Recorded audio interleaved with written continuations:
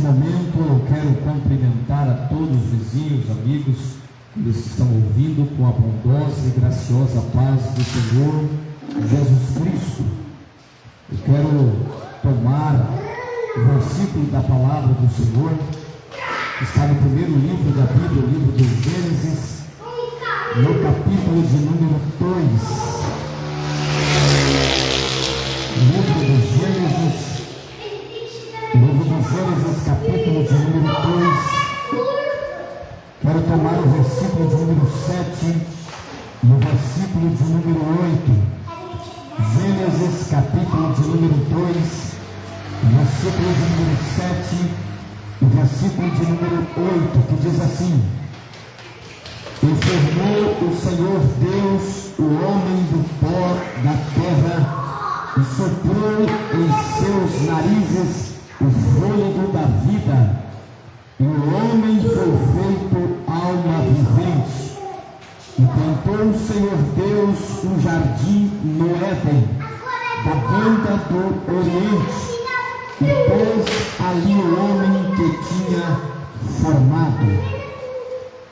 Meus queridos amigos e irmãos que ouvem a palavra do Senhor nessa manhã, nesse horário de almoço, aqui no texto que nós lemos, fala sobre o princípio criativo de Deus, o início de Deus, da sua criação.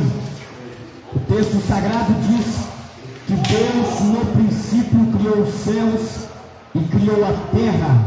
Gênesis capítulo 1, versículo de número 1. E feito Deus os céus, e feito Deus a terra. Em 5 dias Deus executa a sua criação de tudo quanto compõe o planeta Terra, desde os animais até as plantas, desde o que existe na água até o que existe na terra, até mesmo o que existe nos ares. No 6º dia da criação de Deus, Deus pega do pó da terra e forma aquilo que nós conhecemos como ser humano. Deus dá forma ao barro, formando assim uma imagem, uma criatura, um ser de barro ao qual não havia vida, até o momento em que o próprio Deus sopra sobre o ser humano o vento, o seu sopro, aquilo que nós conhecemos como espírito. O ser humano feito do barro, formado do barro da terra, do pó. Deus sopra nele uma partícula sua, uma parte do próprio Deus é soprado dentro do boneco de barro, dando a ele a vida, dando a ele a existência, dando a ele a oportunidade de ser um ser vivo, existente, um ser que tem capacidade de se mover, um ser que tem capacidade de se comunicar, um ser que tem capacidade de viver, de existir, de andar, de ser, de falar, de compreender. Um ser que tem capacidade de desenvolver a sua existência. E não somente desenvolver a sua existência própria, mas Deus também dá a esse ser humano a capacidade de se reproduzir, tornando-se uma raça sobre a face da terra, tornando-se uma descendência muito grande sobre a face da terra. E quando Deus cria o ser humano, quando Deus forma o homem do barro, dando a ele a parte do que é seu, a parte do próprio ser divino, o seu próprio espírito para sobreviver. Deus, na terra que ele havia criado, uma terra bonita, maravilhosa e perfeita, uma terra onde havia tudo quanto se pode imaginar de bondade, de graciosidade. A terra que Deus cria para o ser humano não é uma terra má. A terra que Deus cria para o ser humano não é uma terra ruim. Não é uma terra onde existe fome, onde existe decadência. Não é uma terra onde existe maldade. Não é uma terra onde existe morte. Não é uma terra onde existe sofrimento, onde existe dores. Não. A terra que Deus cria para o ser humano, diz a Bíblia, que à medida que Deus vai criando, o próprio Deus vai olhando para o que ele está fazendo. E diz a Bíblia que Deus, ao olhar, ele diz: eis que tudo era bom.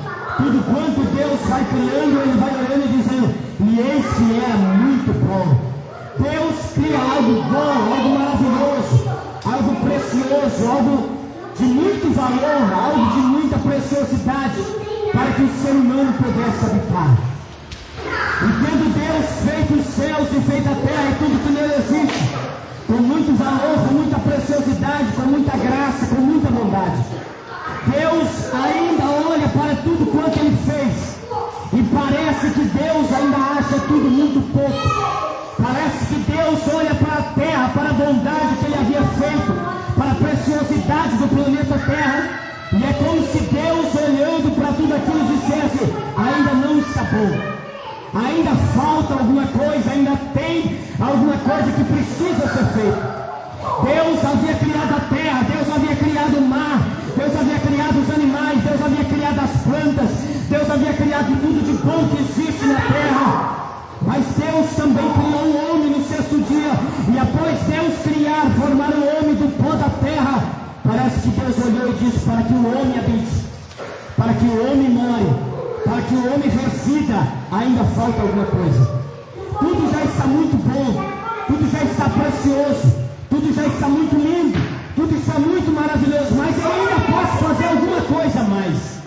Ainda existe algo a mais que eu possa fazer, para que o ser humano que eu criei com tanto amor, com tanto carinho, possa se sentir bem.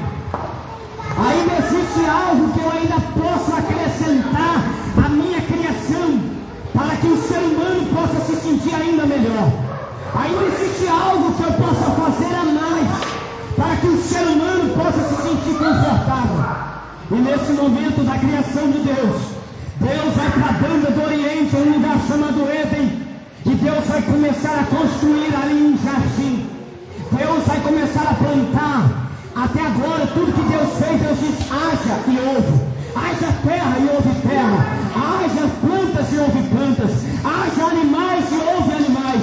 Haja isso e houve. Mas dois momentos da criação de Deus, ou três momentos da criação de Deus, o próprio Deus coloca a mão na massa para fazer. Há três momentos da criação de Deus que Deus não apenas diz haja e houve, mas Ele colocou a sua própria mão em ação e começou a fazer.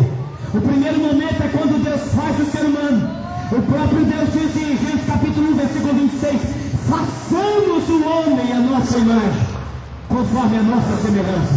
E diz o texto de Gênesis 2:7 que o próprio Deus formou da terra, do barro, do pó, o ser humano.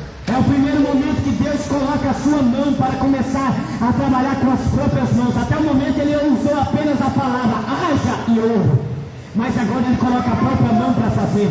O outro momento que Deus vai fazer é quando Ele vai fazer a mulher. Da costela do homem, Deus vai colocar um sono no homem, vai cortar um lugar e vai tirar uma das costelas com a própria mão para fazer a mulher. Mas o outro momento que Deus vai trabalhar com as próprias mãos é na hora dele preparar um lugar especial para o homem. Diz o texto que Deus plantou, quem planta? Aqui Deus não disse haja um jardim, mas o texto diz e Deus plantou um jardim. Esse é o segundo momento que o próprio Deus vai trabalhar com as próprias mãos na criação da terra. Deus com as suas próprias mãos vai plantar um jardim e vai colocar o homem ali dentro do jardim que ele havia plantado. Dentro do próprio jardim que Deus planta com suas próprias mãos, Deus coloca o ser humano que Ele havia criado, mostrando Deus que ainda faltava algo de melhor para o ser humano. Deus coloca o ser humano dentro do jardim. E Deus não apenas coloca o ser humano dentro de um jardim. Deus, além de criar uma terra maravilhosa, uma terra preciosa, uma terra boa para o ser humano, Ele ainda achou que estava pouco e fez e plantou com as próprias mãos um jardim particular. Colocou o ser humano lá dentro. E diz o texto de Gênesis capítulo 3, verso 8, que pela viração do dia, pela tarde, o próprio Deus deixava o trono de glória, o próprio Deus deixava o seu lugar de resplendor, o próprio Deus deixava o céu magnífico aonde Ele habitava, e Ele descia na terra e entrava dentro do jardim aonde Ele havia colocado o homem, e Deus visitava o ser humano pela viração do dia. Deus dava uma importância tão grande para o ser humano, dá uma importância tão grande para o ser humano, que Ele, além de fazer uma terra maravilhosa e preciosa para o ser humano, Ele decide criar, Ele decide construir, Ele decide plantar, além dele dar uma terra preciosa, um jardim maravilhoso plantado pelas suas próprias mãos, ele ainda visita o ser humano pela viração do dia para se comunicar com o ser humano.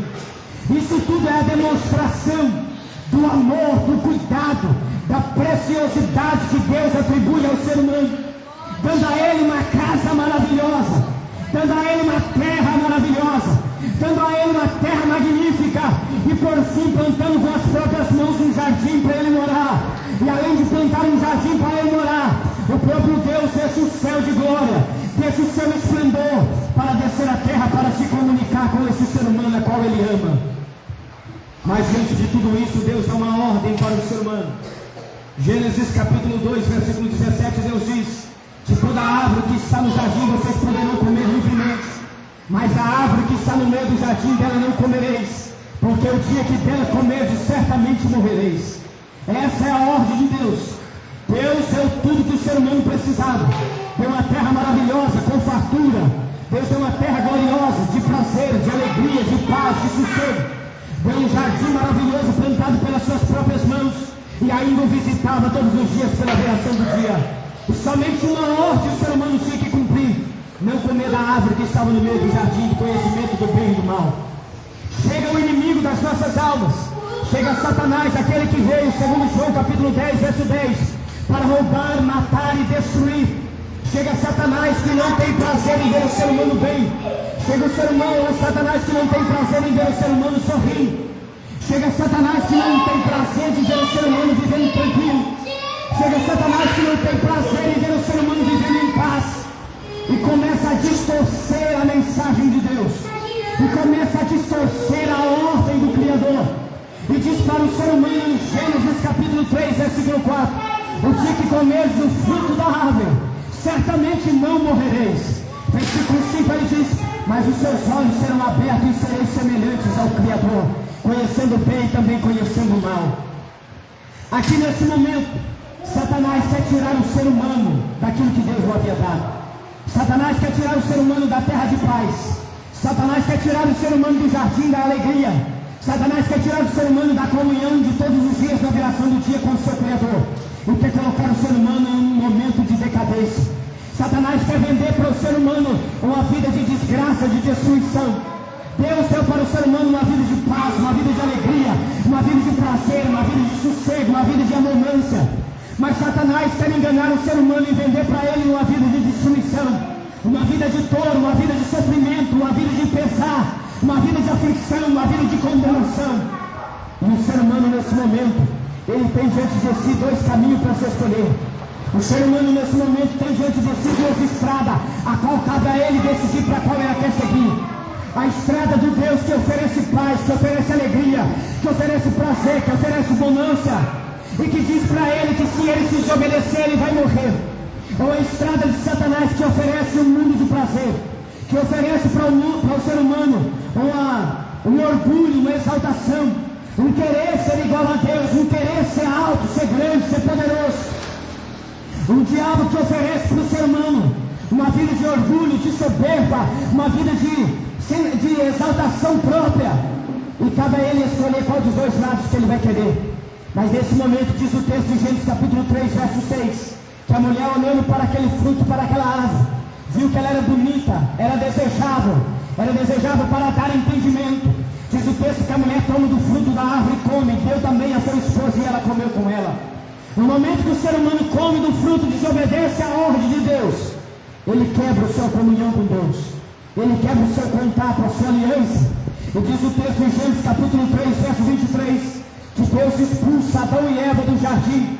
O homem agora perdeu aquele lugar de glória, aquele lugar de esplendor, aquele lugar de preciosidade, aquele lugar de bonança que ele havia tido, que ele havia recebido, que ele havia ganhado de Deus. Ele perdeu tudo agora. E agora ele vai viver peregrinando pela terra. Ele vai viver pelo mundo, vivendo uma vida sofrida.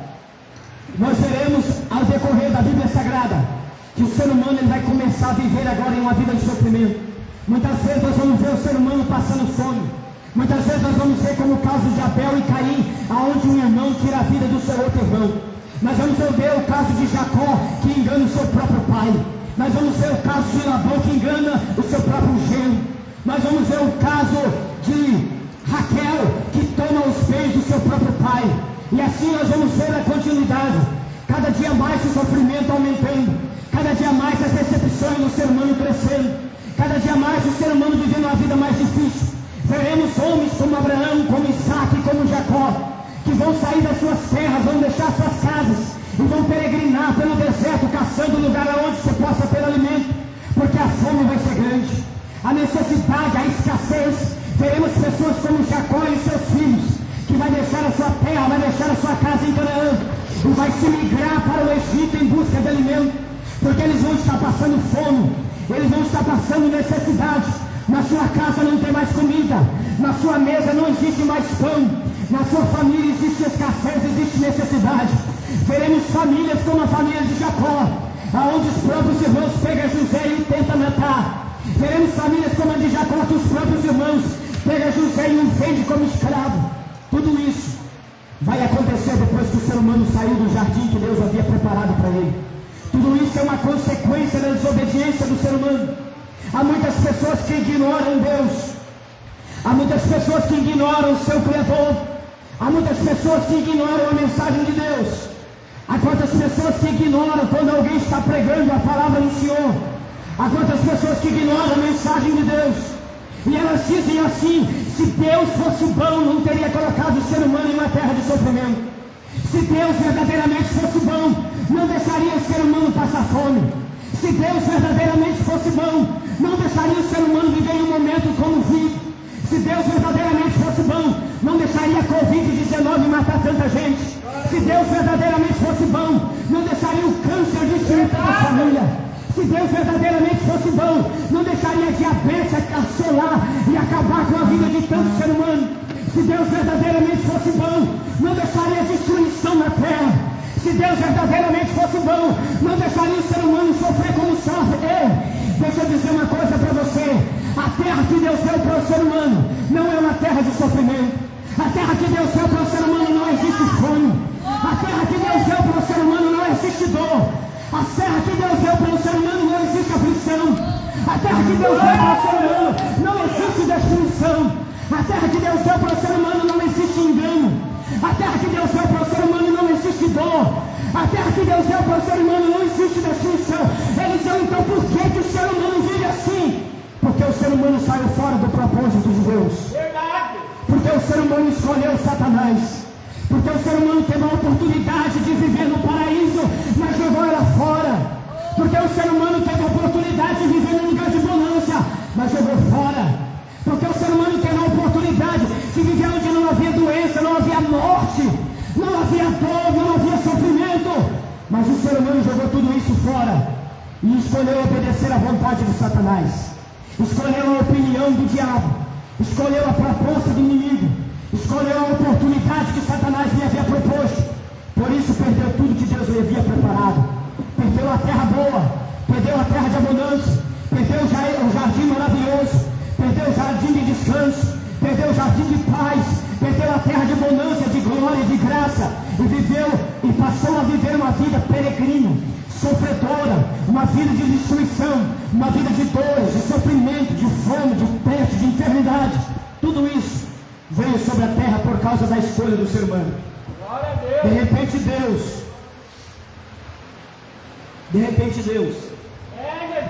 dá uma segunda oportunidade para o ser humano. Diz o texto lido aqui pelo nosso jovem Diego, João capítulo 3, verso 16: porque Deus amou o mundo de uma tal maneira, ou seja, de uma maneira inexplicável. Por que Deus amou o mundo de uma maneira inexplicável? Porque Deus deu tudo para o mundo jogou tudo fora, e Deus de novo vai insistir em dar tudo para o ser humano. Qual é o pai que, dando toda a sua riqueza para o seu filho, o seu filho jogando toda ela fora, vai novamente lhe dar uma segunda oportunidade com o seu suor, vai trabalhar, vai conquistar tudo de novo, e vai pegar tudo de novo e vai dar na mão daquele filho desperdiçador? Qual é o pai que fará isso?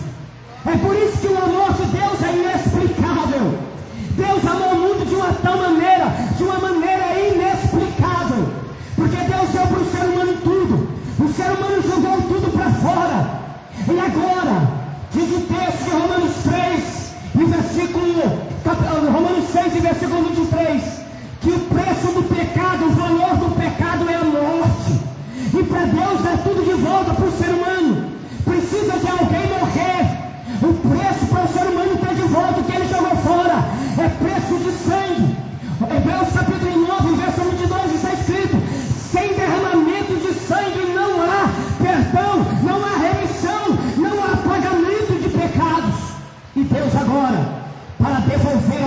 humano toda a glória, para devolver ao ser humano toda a oportunidade, para devolver ao ser humano tudo de volta, precisa que alguém morra. E Deus vai amar esse ser humano de uma forma inexplicável, a ponto de pegar o seu único filho, porque Deus amou o mundo de uma tal maneira, que deu o seu Filho único, unigênito, para que todo aquele que nele crê não pereça, mas tenha a vida eterna. Deus querendo dar ao ser humano a oportunidade de volta, Deus querendo retornar ao ser humano a segunda chance, Deus sabendo que para isso ser possível, somente através de morte, somente através de derramamento de sangue, Deus vai pegar o seu único filho e mandar para o Calvário, para derramar o seu sangue no Calvário, para derramar a sua alma no Calvário, para se entregar na cruz do Calvário.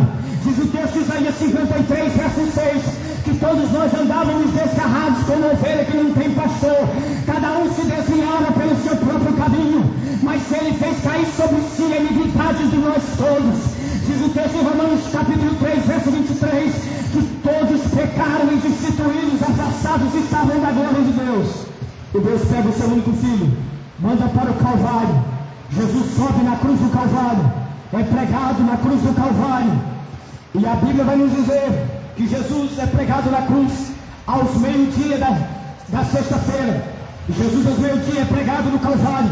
E no Calvário ele permanece pregado até as 3 horas da tarde.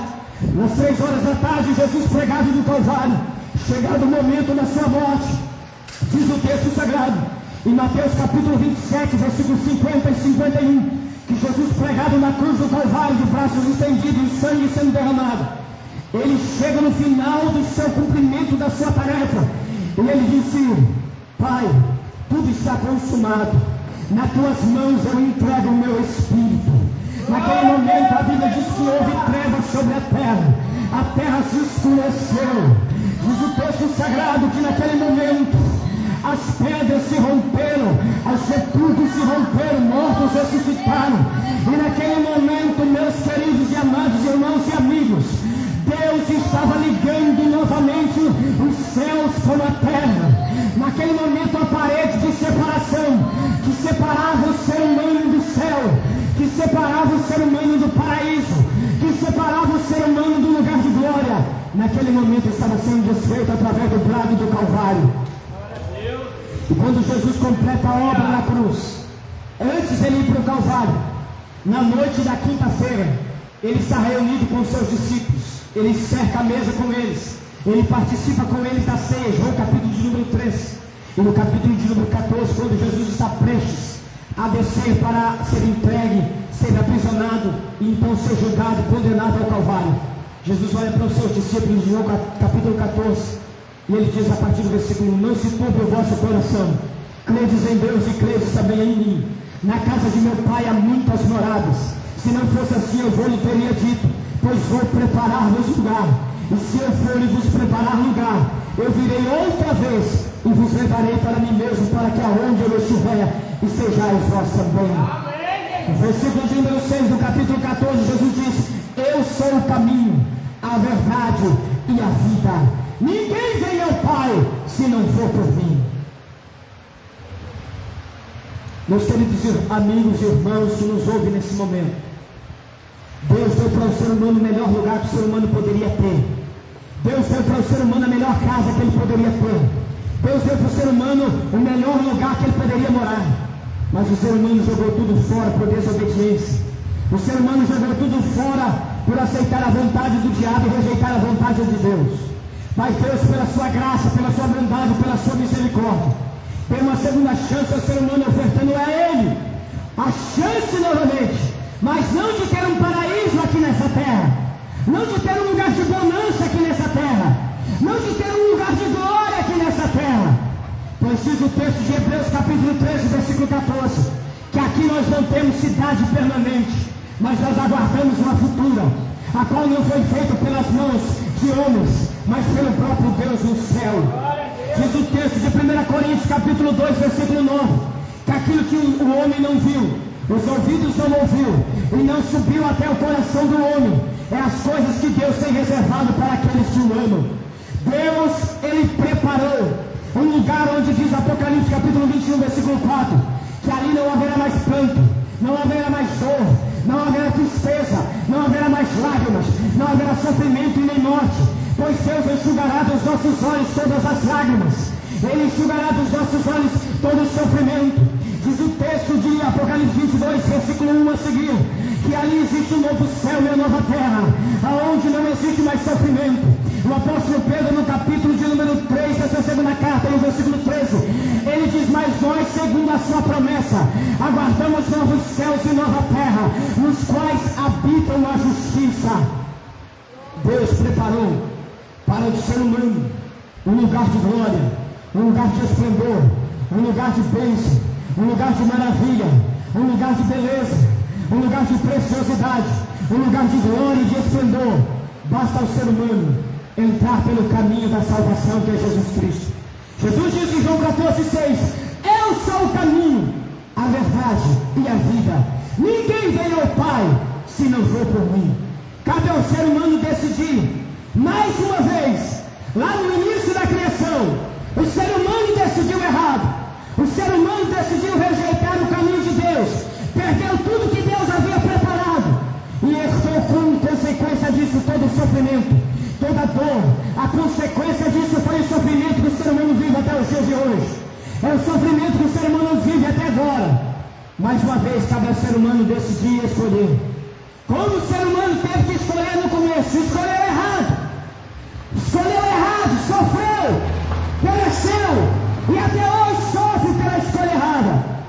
Mais uma vez, cabe ao ser humano escolher o que o ser humano vai querer: o céu de glória, o lugar de esplendor, o lugar de delícia, o lugar de prazer, o lugar de paz, ou escolher a condenação eterna, escolher o sofrimento eterno, escolher a destruição eterna. Apocalipse capítulo 22, verso 15 está escrito: aquele que não foi achado o seu nome escrito no livro da vida foi lançado no lago de fogo. Esta é a segunda morte. Cabe ao ser humano escolher se ele quer um lago de fogo e enxofre, aonde o fogo não apaga, aonde o bicho não morre, aonde há pranto e ranger de dentes, ou se ele quer a salvação eterna, se ele quer um lugar de paz, se ele quer um lugar de alegria, se ele quer um lugar de prazer. Cabe ao ser humano decidir. Ninguém pode decidir por mim, ninguém pode decidir por você. A decisão é pessoal, a decisão é de cada um. É eu e é você, amigo, que tem que decidir de que lado nós queremos ficar. Se queremos voltar para o paraíso de Deus, se queremos voltar para o lugar de delícia, ou se queremos encarar o sofrimento eterno, ou se queremos encarar a condenação eterna, ou se queremos encarar a perdição eterna. Amigo que me ouve nessa tarde, desse dia, decida nesse momento de que lado você quer estar. Se você quer ir para o céu de glória, se você quer ir para o paraíso de Deus, ou se você quer encarar o sofrimento eterno. Amém. Ou se você quer encarar, não existe meio termo, não existe meia vida, não existe vida dividida. Deus não divide a sua glória com ninguém. A Bíblia diz em 1 Coríntios, capítulo de número 11, ou capítulo de número 10, no versículo 21, que não podeis participar da mesa de Deus e da mesa dos demônios. Não podeis participar do cálice do Senhor e do cálice dos demônios, porque que comunhão tem a treva com a luz, a injustiça com a justiça, os filhos de Deus com os filhos do diabo. Não existe meio termo, não existe meia vida, não existe vida de parcialidade. Ou você está do lado de Deus, ou você está do lado do diabo. Ou você está indo para o céu, ou você está indo para o inferno. Ou você serve a Deus, ou você serve os seus próprios prazeres. Ou você serve ao Senhor, ou você serve o seu próprio ventre, o seu próprio prazer mundano, os seus próprios desejos na carne. Ou você serve ao Deus do céu, ou você serve a você mesmo e ao inferno. Com Deus não existe meio termo, com Deus não existe meia vida, com Deus não existe meia chance, meio termo, não. Com Deus ou é frio ou é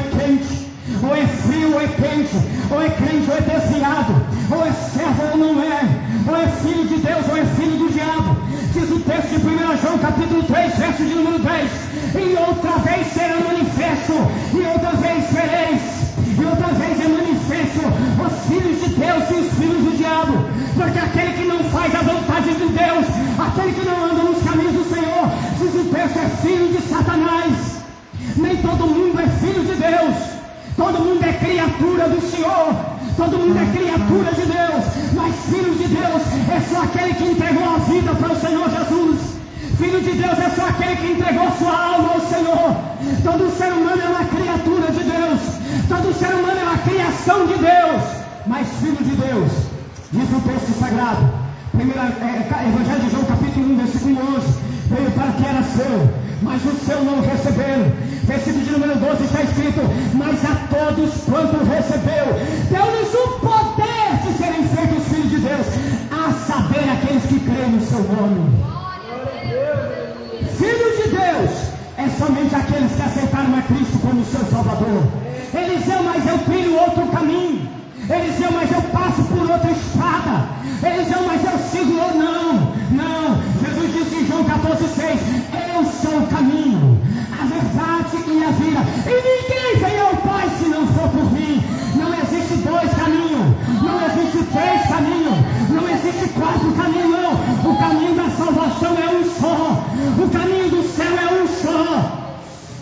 Diz o texto sagrado, em primeira carta de Paulo a Timóteo, o capítulo de número 2, primeira carta de Paulo a Timóteo, capítulo 2, no versículo de número 5 está escrito, porque há um só Deus, é um só mediador entre Deus e os homens.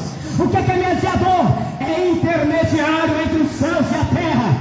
Só existe um Deus e um só que intermedia entre Deus e o homem. O nome dele é Jesus.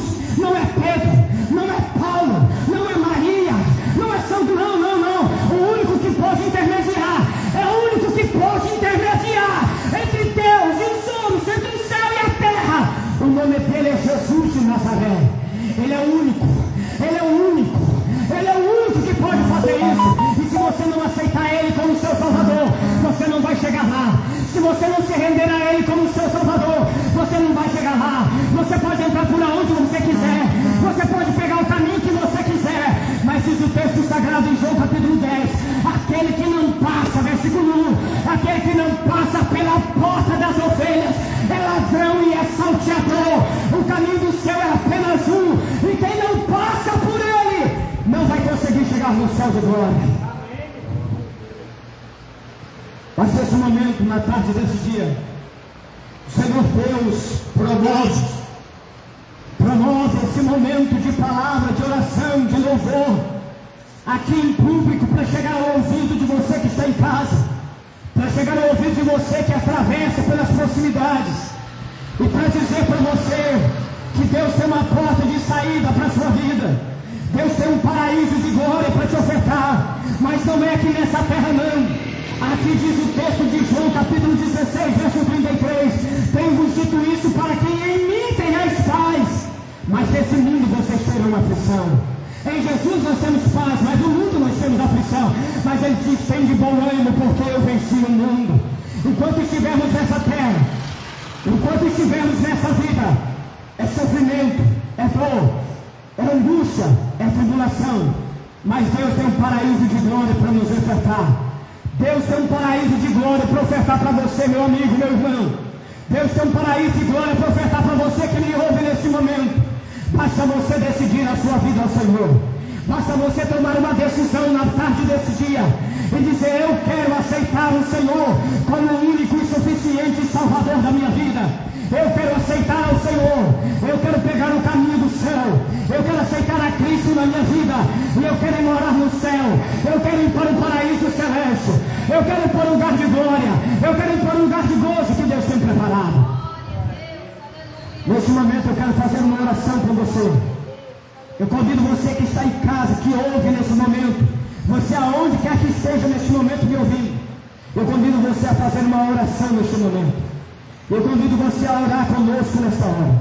E se tem alguém na sua casa, onde você está, que decide voltar para o Senhor neste momento, que decide se entregar ao Senhor nesta hora, que decide nesse momento fazer uma aliança com o Senhor, Aonde você está, feche os seus olhos e diga: Senhor Jesus, eu te aceito como único e suficiente Salvador da minha vida. Eu te aceito, Senhor, como meu Senhor. Eu te aceito como meu Salvador. Eu te aceito como meu Deus. Venha morar na minha vida. Venha morar na minha casa. Venha mudar o meu viver. Venha mudar a minha história.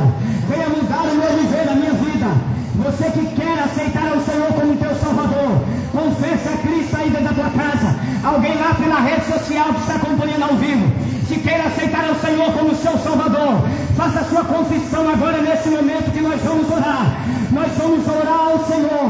O teu nome será escrito no livro da vida e você terá direito, quando sair dessa terra, quando partir deste mundo, a uma entrada, a uma morada, a um lugar eterno no céu. Eu convido você a fechar os seus olhos. Aonde você está, em casa, pelas redes sociais, na redondeza, aonde você está, e vamos orar. Senhor, nosso Deus e nosso Pai, eterno Redentor de Israel e de nosso também. Meu Deus querido, nós te louvamos e te exaltamos e te adoramos. Meu Deus, te glorificamos pela vida de todos os ouvintes da tua palavra, tanto os que estão perto ouvindo, quanto os que estão longe ouvindo pela rede social. Meu Deus, nós oramos agora. Meu Pai, nós glorificamos aos céus agora. Ó Espírito do Deus eterno, visita os vizinhos agora. Visita essa pessoa que está ouvindo agora, seja de perto, seja de longe. Aonde estiver agora, papai, vai visitando, meu Deus, através do Espírito Santo. Aonde tiver uma pessoa se decidindo ao Senhor, se reconciliando, aceitando, Pai, escreva o nome no livro da vida agora.